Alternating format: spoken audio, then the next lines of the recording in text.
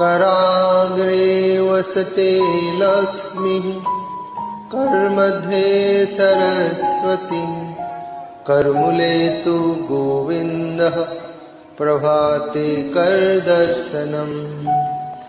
समुद्रवसने देवी पर्वतस्तनमण्डले विष्णुपत्नी नमस्तुभ्यं पादस्पर्शं क्षमस्व मे कराग्रे वसते लक्ष्मीः करमध्ये सरस्वती करमुले तु गोविन्दः प्रभाते करदर्शनम् समुद्रवसने देवी पर्वतस्थनमण्डले विष्णुपत्नी नमस्तुभ्यं पादस्पर्शं क्षमस्व मे कराग्रे वसते लक्ष्मीः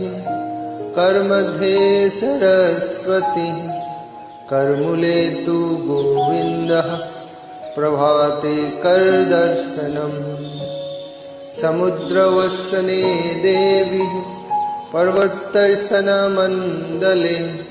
विष्णुपत्नी नमस्तुभ्यं पादस्पर्शं क्षमस्व मे।